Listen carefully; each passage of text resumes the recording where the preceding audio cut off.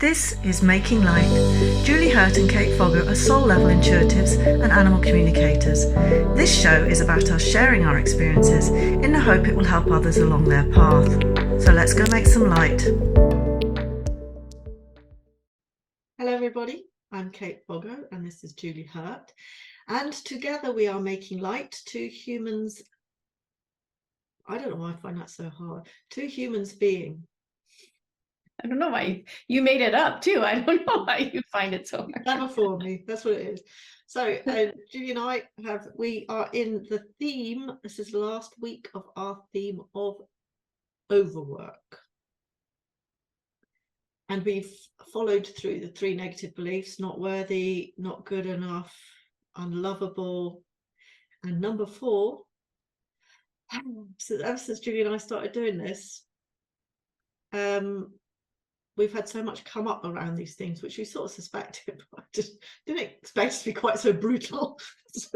So it's been a tough week for me, and it sounds like it's been a tough week for Julie. So we started touching on what stuff had happened, and we're like, oh gosh, we need to record this. So we're a bit higgledy-piggledy because we've half talked about it and half not, but we didn't want to. We find that if we talk about stuff too much before we do it, then it sounds a bit hammy, and we don't like that. So so we're talking about not safe, supported and protected, which actually covers a lot of stuff. Now, I wouldn't say it's my least popular negative belief, but I think it takes me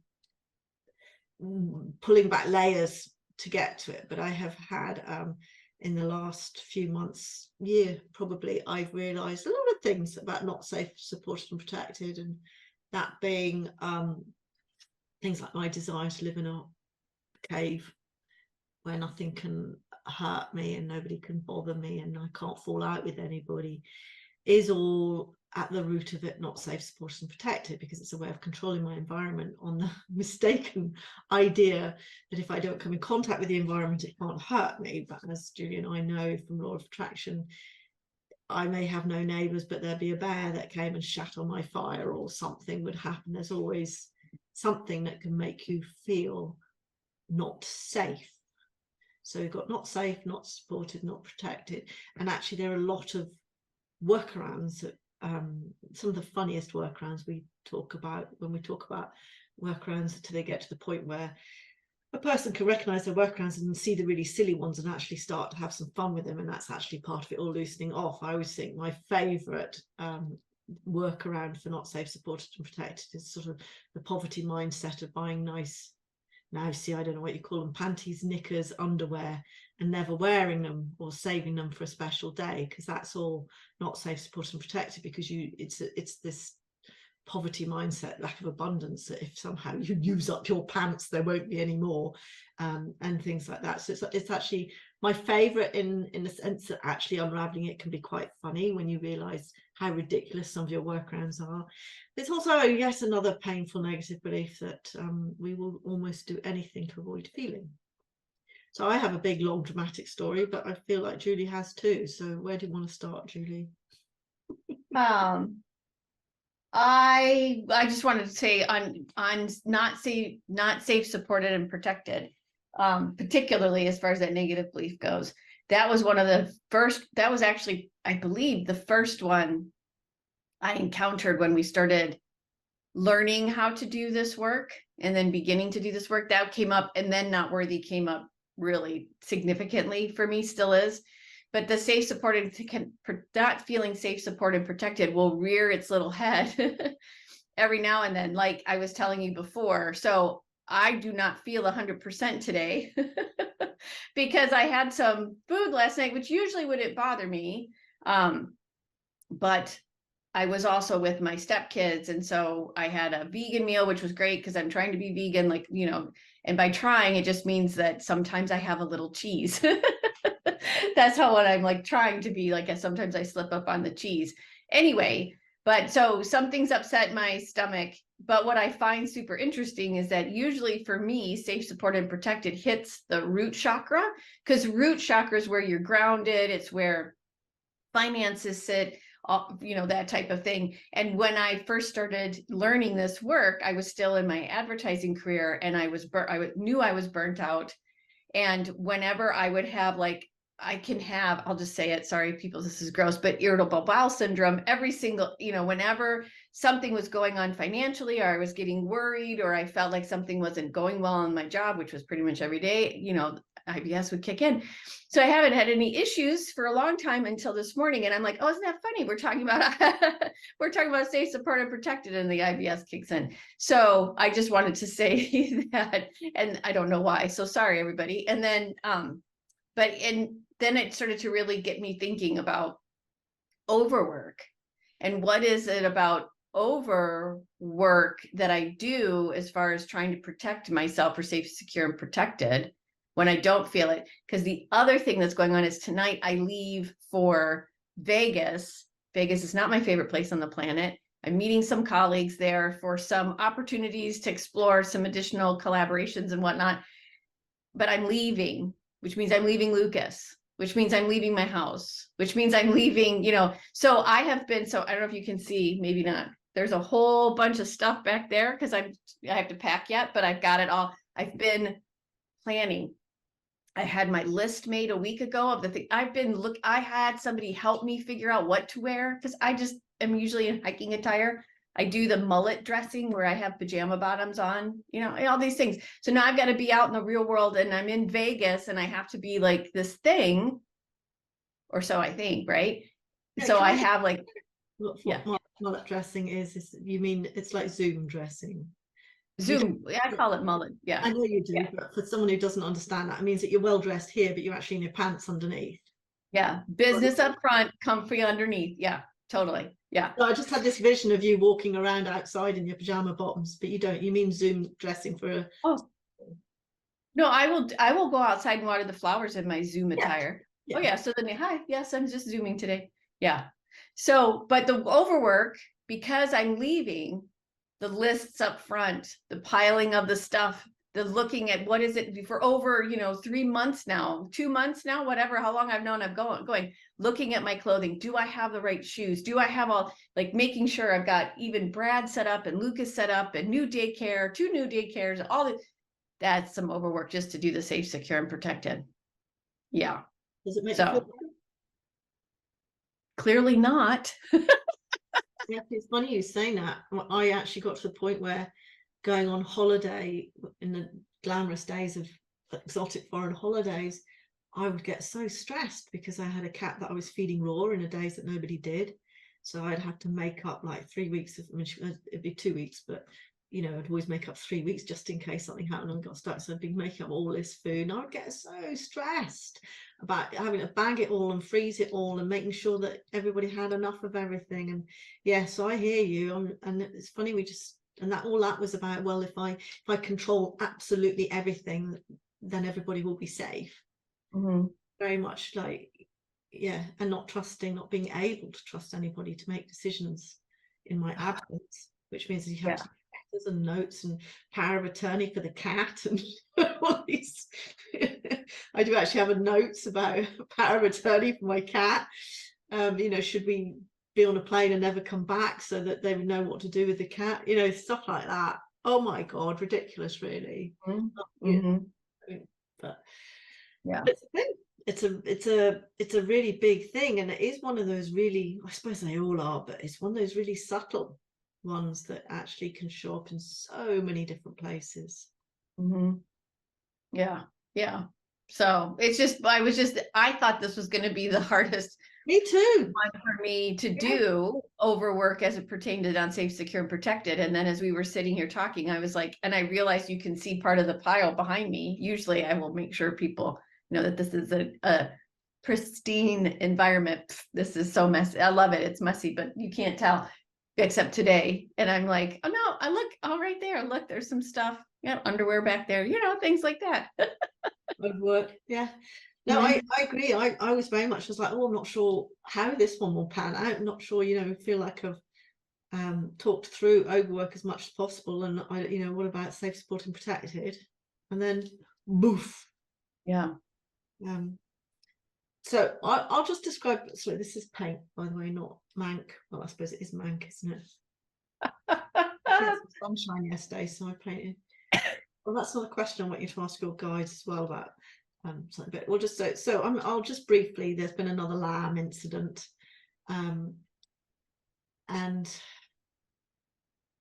where are we going with this?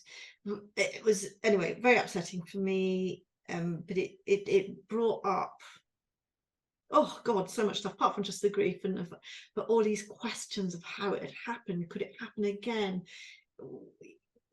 Without going into the details, the mechanics of what had happened, like I didn't understand how that could have happened, and lamb could have got here, or it was all very confusing. And I realized, after some clarity from both Julie and I were on a short course by Eva Bronius, after I did sort of wonder, but get the clarity from someone else, it's like, that's me going into overwork because of the stress of what has happened. Is my ego then goes, oh, well, it is your ego, isn't it? Like, well, how did this happen? How do we prevent it? What do I need to do to make sure this never happens again? They're not even my sheep. But, it's like that huge responsibility of, oh my God, I should have seen this coming. Should I have done more? Should I have told the farmer? Why didn't I notice earlier? All this is me going into overwork as a stress response. And at the root of all of that, again, why? Self-support. It's because I don't feel safe. If I don't nail down this environment, this could happen again. This has happened to this lamb. Oh my God, how did this happen? How did I let it happen? And if I don't fix it, it could happen again. So and I didn't make the association with the not safe, supported and protected until I was sitting with, like, why is this so painful for me? What's going on here? And I got the sort of, for me, I'll try not to cry. It's like, you didn't protect him, her. I think it was a her. I call her Rosie. You didn't protect her. No, it's not my job to protect her. But that brought up so much emotion for me. I was like, oh my God, like, I don't logically feel responsible for her. So that obviously ties into all the not worthy, not good enough, all the other things as well. But I do get an overwhelming sense of this desire to understand what's happened and to fix it somehow. And yes, it's the overwork, but this is because this is not a safe environment. I don't want to have to look out my window and witness something like this. I don't want to know that any animal has ever been hurt. It's just, oh God, the burden. So that's my little story, which I was going to ask Julie to connect to the lamb, but actually we have some interesting, is it worth, I don't know, do you think other people would be interested in the wider questions of, well, why does this happen, and is it a lesson for everybody, or should we leave that for a different subject? That would be tantalizing. I think it's more, I'm receiving that it's more about how it affected you. And the idea of there is an element too of controlling, if you know all the reasons why and all the things, like 3D evidence-based, like right here in front of you, then you can control the environment, and nothing will happen. Nothing can happen, although here that's not true. But your brain is continually trying to go, I know everything. And it's all where it needs to be. Now don't move. Yeah. Yeah, agreed. It is. It's been quite a exhausting week for me, going through it all. And I see that. I do see that, because that's again, it's overwork, isn't it? It's my, on the one hand, I want to make sure everything's safe so that it can't happen again, but actually just the element of doing something makes me feel better about what's happening.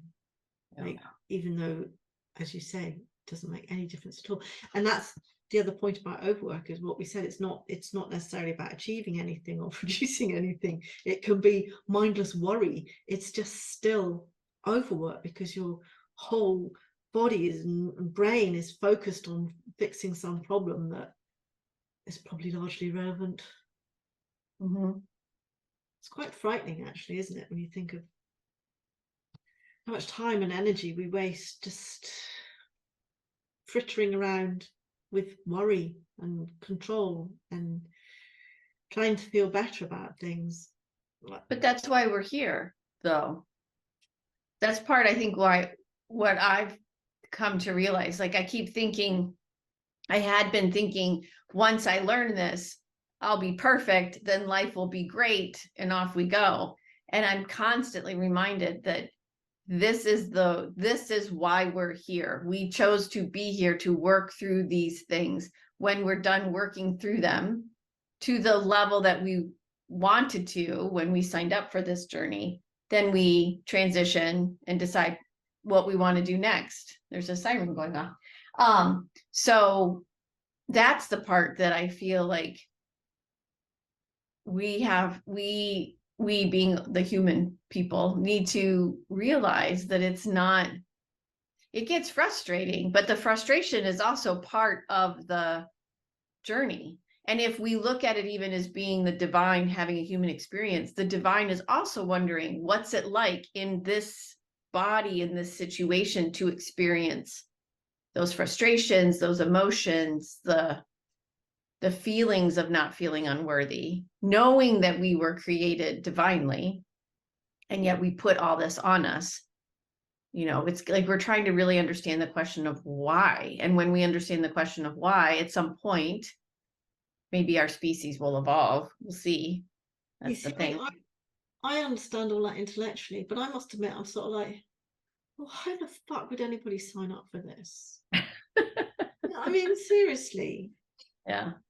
When things hurt so much, and it was something else that my sister and I were talking about this yesterday, and Jess Lively does, she's not Jess Lively anymore, she's Bella Lively, I'll put the link down there. She talks about releasing emotional beanbags. But the course that Julie and I just did was about actually, you know, connecting with the hurt or the emotions that you feel, embodying them in a sense of actually allowing them to feel, allowing yourself to feel them, to welcome every single part of you in, and you can then sort of shake it off or dance or whatever. And I find all that really embarrassing, but it does help. And I've been doing that every morning about this lamb, and crying every morning, and then I feel better, but it's all still there tomorrow, and I guess it's going to take a while, because I know what I'm processing is not about the lamb. That's all on me. And but it's sort of like, well, again, I know all this. Why am I still feeling this? I know I was neglected as a child. I know that, you know, I didn't have any emotional input, or, you know, my existence was never validated with love and all of that. Like, why am I still? But it's like you have to actually get it out. And Jess does a similar thing with what she calls emotional beanbags. So I suppose I would call that a trapped emotion in a body code sense. Where am I going with this? But so what Stella was saying, that Jess was saying, or sorry, Stella was saying, sorry, Bella, she used to be Jess, now she's Bella.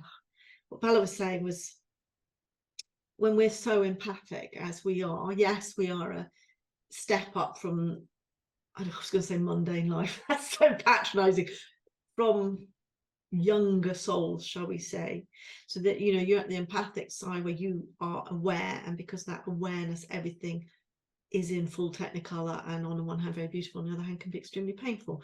And that is a level on the evolutionary ladder. But then that empathy, you then need to alchemize into compassion, which is where you are able to hold space for someone in pain, but not go there with them. And she was basically saying, you know, this is sort of upsetting, because being an empathic, like 10 years ago, 5 years ago, nobody talked about it at all. Nobody really understood what it was. It's become fashionable to be empathic. It's not, I can tell you. Hey, Julie, how fashionable do you feel?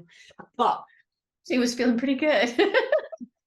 but you know, getting to this point where basically saying you need to evolve a bit more. And I'm like, well, that's all very well and good, and I totally get that. And actually, I'm sure I've said to you, the people that I have met, not necessarily in person, but certainly when you read their books or see them, Eckhart Tolle, for example, they all have a level of detachment, which I'm not. And that book we read about Elizabeth Hayes, I mean, she was almost autistic the way she wrote about feelings. It was very much, well, I'm here and this is the emotion over there, and you know, and I'm like, I don't know if I want to live like that. I don't know if, but I appreciate that that's like another level of evolution. I'd like to sort of, so I don't necessarily want to go there, But I wouldn't mind getting over the fucking vinegar on raw skin feeling that I feel at the moment. I'd like to get over that bit of it. But that's quite interesting, don't you think? That we have to evolve through this pain into, I don't know, blandness. What happens? Where's the bliss? Oh, I think am I thinking and feeling? I don't know, or hearing, I don't know. Something, I'm getting this, I don't know, down thing. Anywho, I'm just reminded of Vulcans from Star Trek, right? Who didn't express emotions, but they understood them. So they understood why Captain Kirk would react to Spock, and a certain Spock would identify, oh, that's the emotion that you're feeling. And I think we're at a stage right now, and I'll come back to Spock in a minute. I think we're in a species, in an evolutionary soul perspective, we're at a stage where we've become so disconnected, not observant, but disconnected from our bodies, feelings, emotions, all of that. And we live up in here.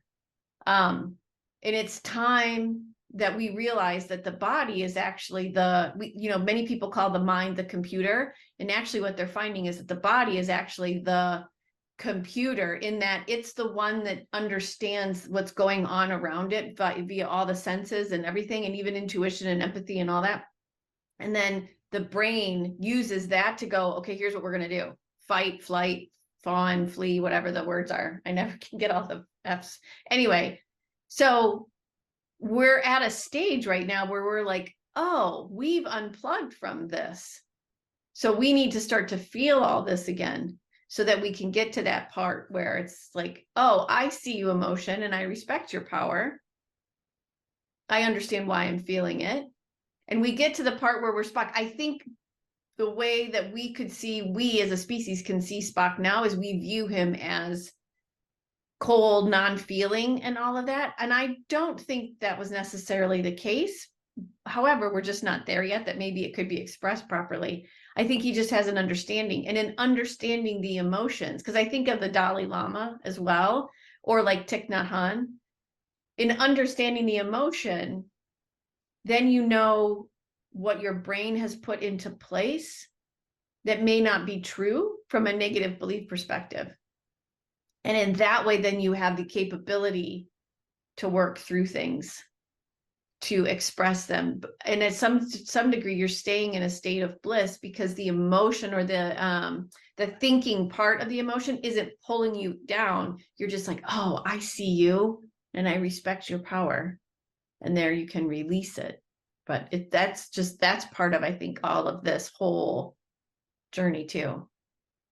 That makes sense. Yes, it does. Yes, it does. It's like, I suppose that's just the fundamental question. How'd you get there? You're doing this through living how we live every single day. Yeah. For me, looking across the street at the dog named Bella, oddly enough, synchronicity enough, every day, and worrying about her, even though I know she's cared for, maybe not the way I would do it, and that's okay. Everybody gets to do it differently. I know she's cared for, but the worrying, that little ping sits right there in my heart chakra and also my solar plexus. It's kind of like all through. It's just like, because I didn't feel heard. I didn't feel cared for the way I wanted to be cared for, the way I felt I should be cared for. And I couldn't even identify what that means. And that's something I'm even learning to do right now, is what is it that I want? How do I want to be cared for? What do I need to feel safe, supported, and protected? Which is to some degree leading to some of this overwork in, like, particularly if I look at Vegas as a micro, because I'm also worried about sleep, like, oh, my sleep pattern is going to get disrupted. That freaks me out. I don't know why, but it does. But it's like all these different things that are starting to come to play in an effort to feel safe, supported. Could you answer that? What do I need to feel safe, supported? Supported? I don't know if I can answer it 100%, I know since I've been working on this little portion of it, the what do I need? It's come up it's came up all through, it started in June with the animal communication sessions I would have. The end of every month, I take the themes, and then the animals help me take the themes, and then we do a theme for the coming month. So starting in June, the questions kept coming up for the humans. What do you want? What do you want? What do you want? What do you want? What do you want? And so that was the animal lesson for July. And then even in August, they're continually going deeper. How can we identify what we want? And it's not so much on a material, capitalistic, consumerism, that kind of a level. It can be. No one's judging. They're wanting to know, what do you want to feel whole? I wouldn't even say to feel good, but to feel whole. And I'm starting to realize quiet is a big one. Rest, because I don't give myself the opportunity to rest, but I'm getting signs all over the place that, and plus sloth is a sin, right? According to in the book that we were reading about on Our Best Behavior by Elise Lunan, in the show notes. But anyway, but not being able to rest, or not allowing myself to rest. I need more rest. I need to simplify. I need to, I'm doing way too much. And I keep getting that. I've gotten that message for a long time. And I keep thinking, oh, okay, I'm eliminating that. And that should be it. Oh, no, we go one more layer and one more layer. But that whole journey of where it's going to go, I don't know. But those things I can identify, but I don't think I have them. And I would say, I don't think I have them. I don't think I have a full picture, and I might not for a while. And that is what I have to be okay with, because I'm allowing also guides and animals to help show me too, work with me. So it's not just me isolated and up in here. It's actually, what do I know? What do I want? Yeah. Well, on that note, since people love it when we go to the guides specifically, yeah, I have a situation which could be about not safe, supported, protected, but it's about I won't say overwork. Well, a situation. Well, I'll tell you what the situation is, and then I wouldn't mind if you could ask your guides if indeed it is a legitimate thing to do, or if it's a episode of overwork, because it's something that. So I have considered, my sister was up last week, and her partner, because he moved to a new job, and she does pet sitting, and she'd been pet sitting obviously where his other job was, and then he moved his job, so he's actually living in what you call a Monday to Friday sit. Did we talk about this at all? So it's people generally. Now Gary pulled me up on the word professional. By professional I mean they have a job. So employed people who have a home elsewhere. They've either moved for work and maybe want to check it out, settle down before they bring their family up, or they're people who are on short-term contracts and they don't want to live in a hotel, so they lodge with people, typically lodge or a short-term that is only Monday to Friday, which means they're not there at the weekends, which means there are a lot of people quite happy to have a lodge on Monday to Friday because they're not going to be around at the weekends. They typically don't have a social life, so they're not going to have a lot of guests because they're working, so they're literally just working. So I thought, well, actually that feels okay for me with the shed, because there's not this long, so although it's a long-term commitment, you're not tied into the typical short assured tenancies which we have in Scotland, which means you can't evict people and things like that. You don't get into, hopefully, who knows, not really sure on the legalities of it, but it felt okay to me because I don't have to clean. I would do the laundry once a week and make the bed once a week, but I'm okay with that. I would get easy iron sheets, but and wash the towels, and I think I'm okay with that, right? But when I was talking to my sister about it, because I was going to go and buy a bureau, because I think they would need a bit more storage if someone's staying there longer and somewhere to sit down. And Gary's like, why are you spending money on it? You don't even know if anyone wants to live around here, all of this. And it's like, I think I know what I want, and I found this perfect bureau, and it's same colors as the shed, so what I would do because I was going to buy an old one and do it myself, but there's a lot of work and expense in that as well. It's perfect. So I'm driving to Kilmarnock, which is about an hour and a half from here, so it's a long way to go for something, but I offered her 40 quid and they're fine with that. But I guess my question is, when I was talking to Stella about it, I don't understand it, and then I did my cards about it, because I was really chuffed with what I'd done, and then Gary started unpicking it all, and then I'm like, why are you pissing on my parade? Like, why, you know? And then Stella said, well, it sounds like you're doing it out of fear. And then you're like, why? I don't know if I am. So I'll tell you the cards I got. So the first,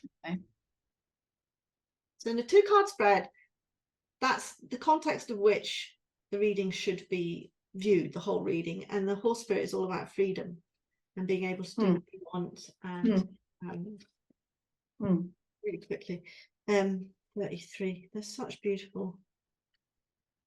Sorry, this isn't good television, is it?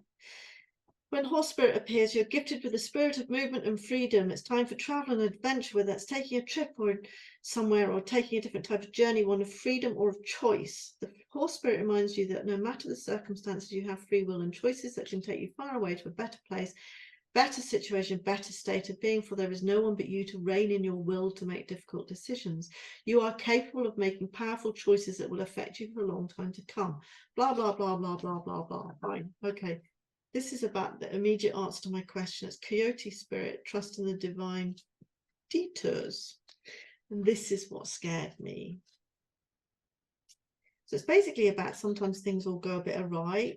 And actually, again, that's something that you follow a detour, it doesn't work out. It's experience. Do you find that you're being led on a strange detour in your life right now?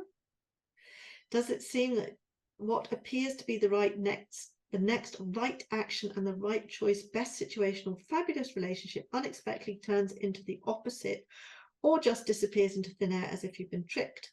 Coyote Spirit's trickster energy is designed to bring you into situations that teach you lessons you've forgot to learn. Perhaps you need to taste failure before you experience success, and need to feel disappointment before you can truly appreciate joy, love, and prosperity.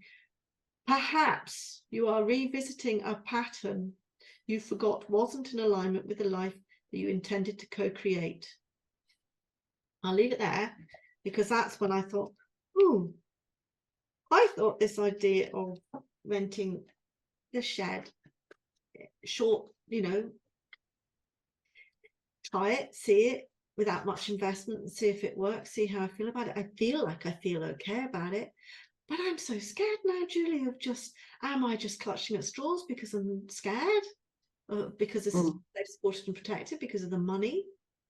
Am I don't know. I thought I was okay, and then Gang tops me off my perch, and my sister gives me a little ping, and Coyote Spirit asks me if I'm reliving old patterns, because my pattern of overwork would be, right, I'll go and get everything I need and I'll make this work, and and then I don't want to end up in the same situation as the shed. And actually I don't think it would be, because I'd just go, you know what, sorry, it's not working out, I've lost a few £100 but what do your guides think? Because I asked my guides and all I got was, what do you want? Well, yeah. Okay. So just everybody that's watching, anytime you see my eyes go this way, I'm listening to I'm listening to her, as well as listening to what their responses are. So I'm just going to ask, I'm just going to ask this. What do we need to know about using the shed as a week-long sit? Is that what the phrase is? Weekday. They call it weekday letting. Weekday sit. What do we need to know? What does Kate need to know for her greatest and highest good about using the shed for a weekday sit?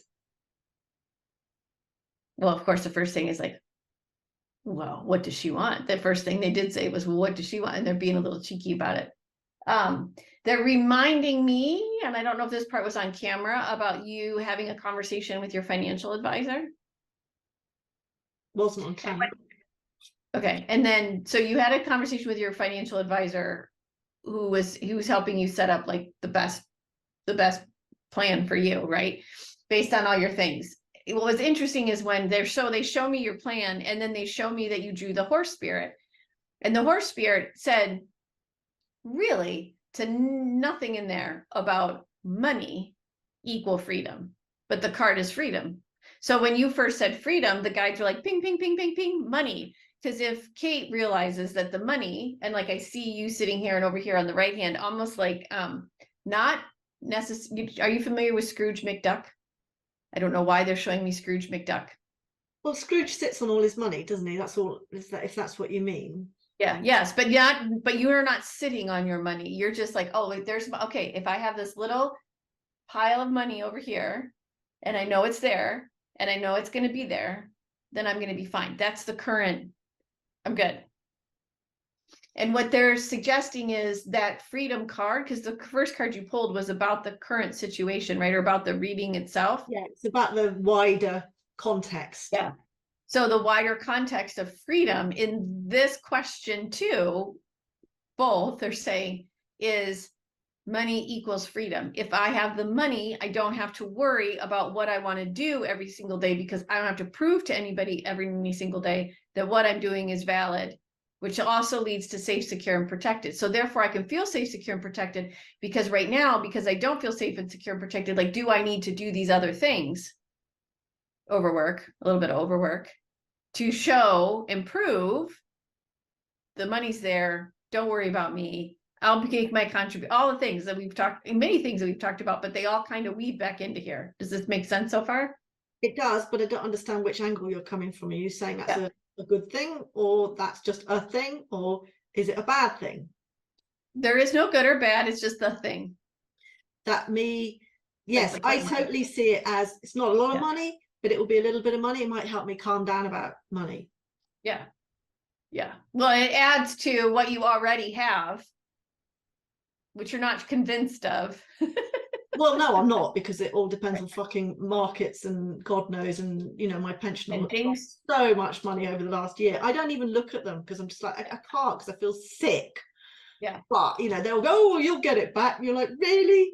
You've just wiped out 30 years of interest in a year, and you think I'm going to get it back next? You know. Oh, But yeah. This is where, to me, like, it's all an illusion, and you yes, just, it's all a frickin', we made this shit up. It means nothing.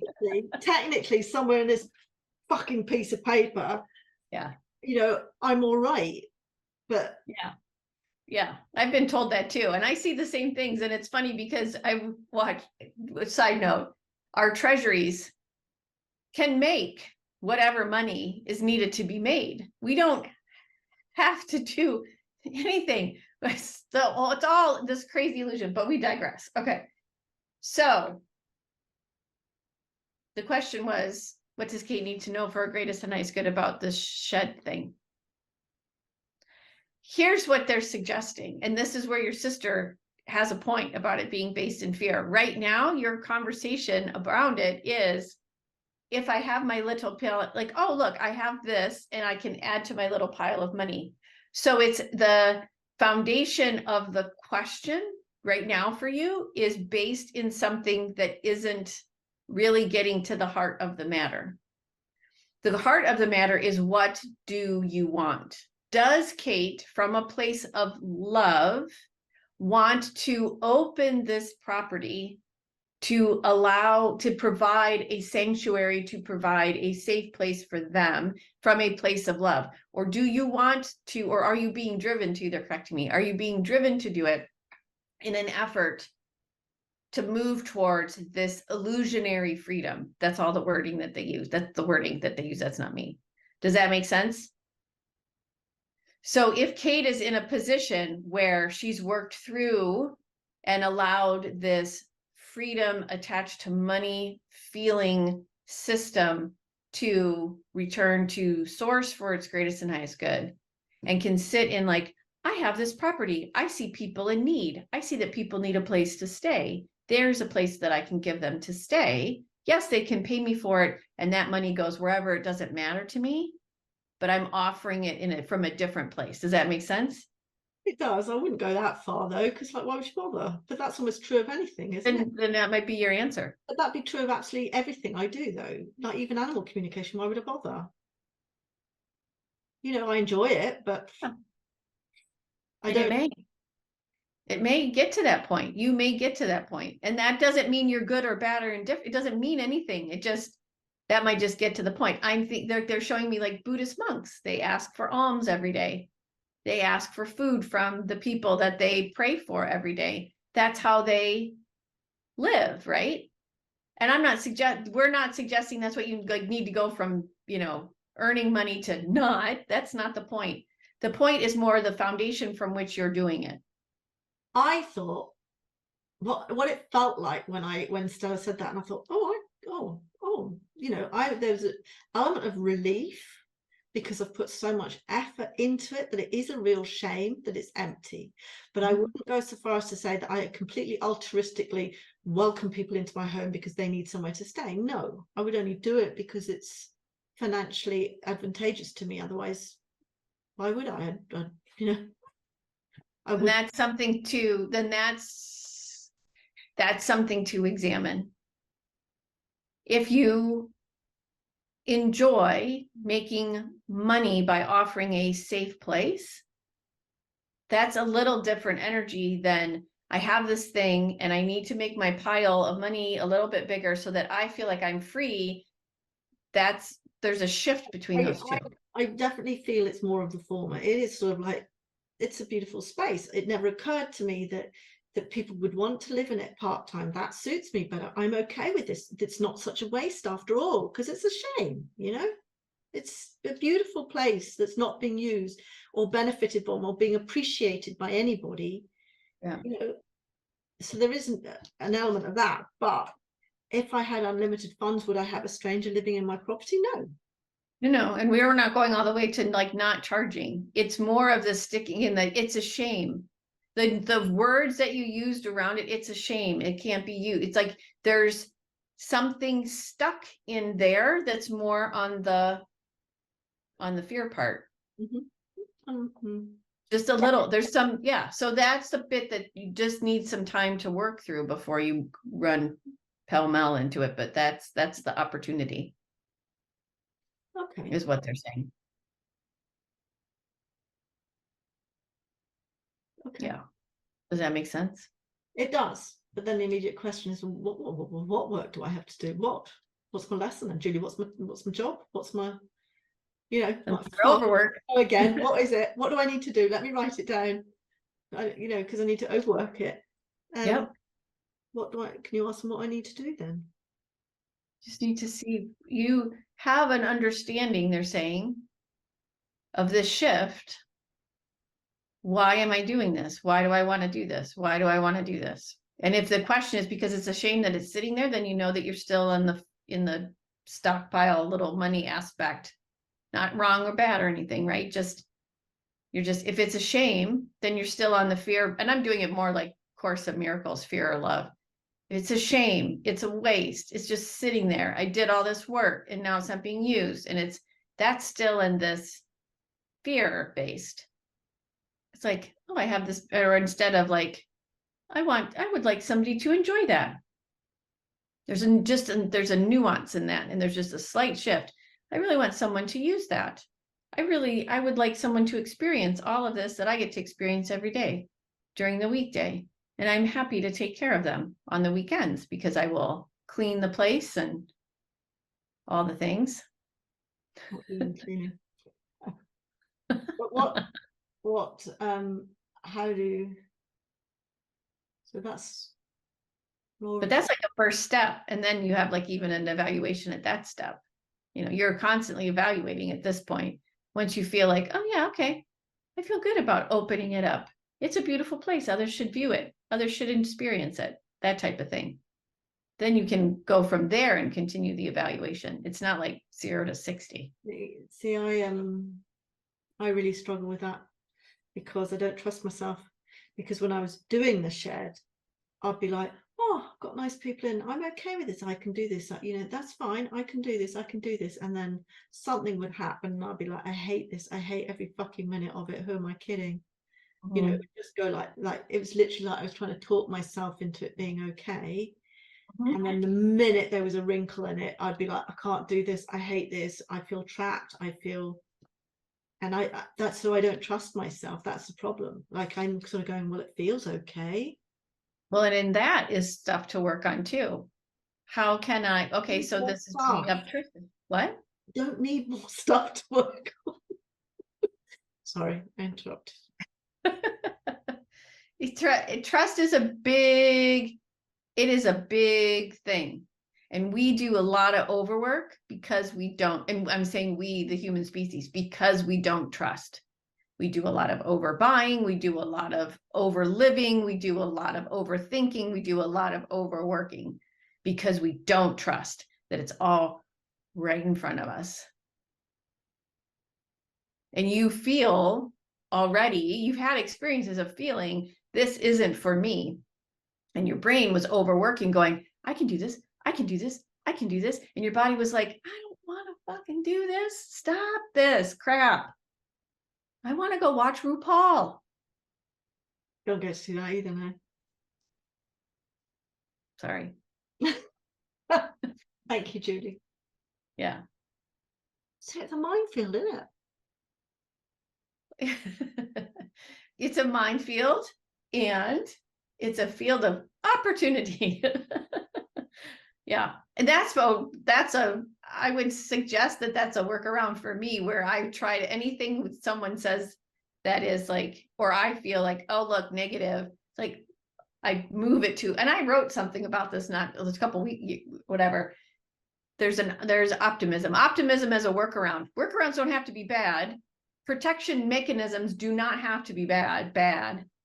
My ongoing optimism helps me get over I have an ancestral tendency to think the world is on fire, woe is me. So I came into this world going optimism to keep me up and out of the doldrums. That is an ancestor lineage over here on my mother's side. So I can feel them lined up. Julie, yeah, they're like singing the like whatever it is from Wizard of Oz. It's all my ancestors over here. Well, I just saw lots of those old people shrouded like that, dragging big rocks. Ooh, yeah. Ooh. Yeah, that's exact. And they're all chained. Their right ankles are chained as they're carrying these. I'm like, yes, hi, how you doing? Hi, everybody. Welcome to Sunshine. Well, I'm committed to buying this bureau tomorrow, so I will go and get it. But I will sit on it for a bit. I don't need to rush into anything. Nope. No, you don't need to rush into anything. I think your shed is a lovely place. There's probably, it feels like there's opportunity for it for however you want to use it, whatever you want to do. But that's the biggest question. What do you want to do? I'll sit with it a bit longer then. Thank you very much. That's a lot of not safe, supported and protected. I hope actually people seeing this see how these workarounds and these beliefs and everything all show up in so many different guises, shall we say, in our lives. I think we can call it a wrap, can we, Julie? I absolutely think so. I was just looking at the calendar. So I think the next episode, we will actually shift to another theme. So, and then we will go through the 4 negative beliefs with that theme as well. I think the theme is procrastination. Am I not? Or do we just need to? So. I think okay. Might be struggle with that for me, but we'll have a look. Okay. We'll see how we do. I'm not much for procrastination. I get right in there, as you've noticed. I just do it and then go, oh fuck, like, oh, okay. If I just sat on my hands for 5 minutes longer. So it'd be interesting. It'd be really interesting to see what comes up, because I have no doubt something will come up. Yeah, absolutely. Yeah, I know it. Well, I'm already feeling tingly. Okay. All right, so we'll end this there. So know that if you have any questions, thoughts, how this resonated with you, leave them in the comments below. Also, please hit the subscribe button so that others can find us, because we're talking through some meaty, heavy topics, and women in particular, we love you men, women in particular need to have a forum or need to hear that we are not alone in all of this that we're working through. So please feel free to share, subscribe, and leave comments. Let's see, what else do I need to say? I think that's it. This is another episode of Making Light to Humans Being. I'm Julie here. With me, as always, is Kate Foggo, and we will see you again right here next week for another episode. In the meantime, take really good care of yourselves. See you later.